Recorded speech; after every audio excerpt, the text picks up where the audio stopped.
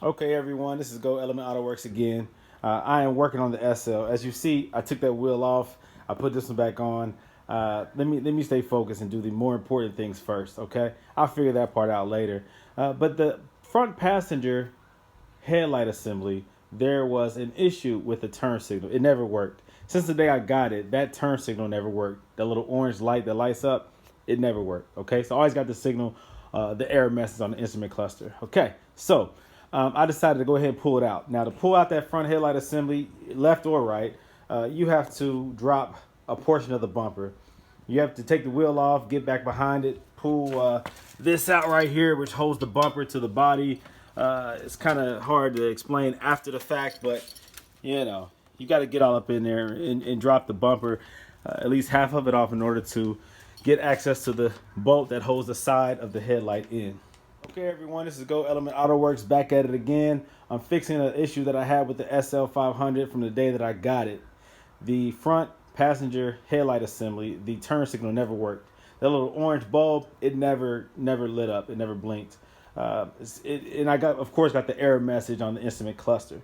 So what I had to do is remove the headlight assembly first to see what was going on. I was going to test the wiring right here to see if a signal was coming through, see if I was getting voltage, see if the module was communicating up to the bulb. But I didn't have to do all that, okay? The problem became obvious. Let me show you. There we go. Now, here goes the headlight assembly right here, okay? Now, if you look at where that bulb goes in, see if I can zoom in. You see that corrosion right there? Yep, that contact is fouled out. So I got to clean that up. That's one contact up top, and that's the other. Simple fix. All right, so back what I was saying. The contact right there is chewed up. You know, it's just, you know, real bad arcing, I guess, and it even melted some of the plastic around it. So it's not making good contact right there. And then it's hard to see, but let me see, where's it at? The camera. Okay, there you go. So that's the other contact right there. You can see it up top. It's kind of copper. I think it is copper. So good, you know, that they use copper for conductivity, whatever. But I guess at some point it drew a lot of current. I don't know if it was the wrong bulb that they might have put in. See, all that stuff is important. The current of the bulb or whatever, the amperage or whatever it is, whatever the rating is, I think it's amperage. It should be the appropriate bulb. If not, you can run into that issue right there, where it's drawing too much current or not enough sufficient current or whatever. But it can cause things to overheat and cause that to melt, and then now you have bad contact, and now you're getting the bulb out error message. All right. So again, my beautiful people, that's why it's important to use the right bulb. Now, I'm not sure the proper amperage that's required for this headlight, for the turn signal, but it's important to know that.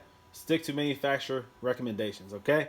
Because if you put one that requires too much or one that requires less, okay, it can cause issues. Now, if it draws too much current, it can cause this issue right here, which is why my turn signal did not work, okay? Let's look at the contacts on this turn signal. All right, now that copper one at the bottom right there looks good, but the one up top, nope. See that? Look all up in there. You see that? See that, boy? You see that, boy? Look at that. It's all burnt up. It has melted plastic around it, and that's why I was getting the error message with the turn signal. So make sure that you're using the right size bulb for whatever is required, especially on a Mercedes or whatever kind of car you drive. Okay. Now let's see if my fix worked. All right. Oh, I didn't mean to start it up, but whatever. Okay. Just hit the turn signal. Oh, look at that, boy! I see the light. I see the light, baby. I see the light. Oh my God, man, them turn signals ain't work. Like I said, I had this car for about a year, and them turn signals haven't worked up in the front. Now look at that. Ain't that pretty? That's what it's supposed to do. Yeah. No more error message saying turn signal doesn't work. You know how embarrassing that is if you're driving an SL and you try to make a right turn and nobody knows you're going right, that's in front of you, only if they behind you. That's so raggedy. This is a Mercedes SL, baby. All right, it worked. All right. Well, my turn signal works again. So while I have this headlight out, I need to clean that thing up. I hate the yellowing of these headlights. It don't matter if you got a silver car, white car, black car, whatever. It doesn't look good to have a Mercedes. Look at the emphasis. I'm shaking the phone for emphasis. It doesn't look good to have a Mercedes with yellowing headlights. I hate that. Now, look at this one. Do those look yellow? Nope. Clear. Clear as clean water. Okay? Now look at them. That look like diarrhea water. That's horrible, man. I buffed them out when I first got the car, but throughout the summer, spring and summer, I guess it yellowed again. I got to come up with an alternative method. Some people spray them with a clear. I don't even know if that's really effective. Anybody got a solution or something, let me know. But I want this to look like this permanently. And I don't want to spend $600 for another set.